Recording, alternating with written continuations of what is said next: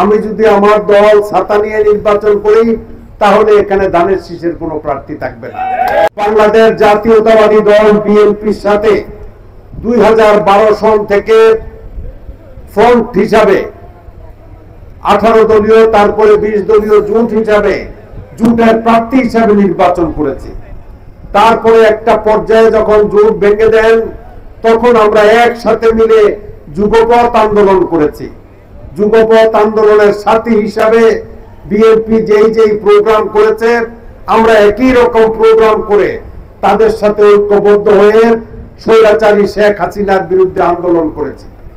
এই যুগপথ আন্দোলনের দল এবং স্বৈরাচার বিরোধী যে সকল দল আছে সবার সাথে বিএনপি নেতা তারেক রহমান লিয়াজো কমিটি করে দিয়েছেন। আমাদের সাথে আলাপ আলোচনা করে তারা প্রত্যেকটি পদক্ষেপ গ্রহণ করছেন। তো সুতরাং জোট হোক আর না হোক যুগপথ আন্দোলনের সাথী হিসাবে তাদের পক্ষ থেকেই ইনশাল্লাহ আমি আশা করি চান্দিনাতে নির্বাচনে অংশগ্রহণ করব। যদি জোট হয় আমার মার্কাটা হবে ধানের শীষ, আর জোট না হলে আমার মার্কা নিয়ে আমি নির্বাচন করব। এখানে ধানের শীষের কোনো প্রার্থী থাকবে না।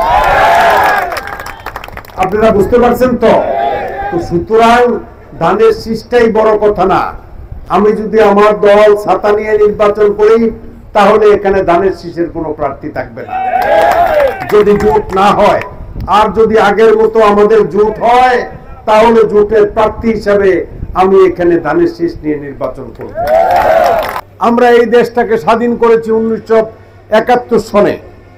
যখন আমরা মুক্তিযুদ্ধ করি তখন যারা আমরা মুক্তিযোদ্ধা ছিলাম আমাদের বিরুদ্ধে পাকিস্তানি হানাদার বাহিনী লড়াই করেছে। স্বাধীনতা বিরোধী কিছু শক্তিকে সাথে নিয়ে সেই সময় রাজাকার বাহিনী গঠন করেছে, আলবদর বাহিনী গঠন করেছে, আল শামস বাহিনী গঠন করেছে।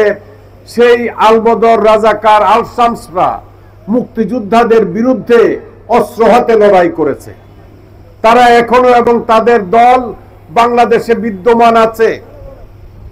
বিগত স্বৈরাচারের সরকার মাত্র পতনের 2 দিন আগে তাদের একটা বড় সংগঠন জামাতে ইসলামকে নিষিদ্ধ সংগঠন হিসাবে ঘোষণা করেছে।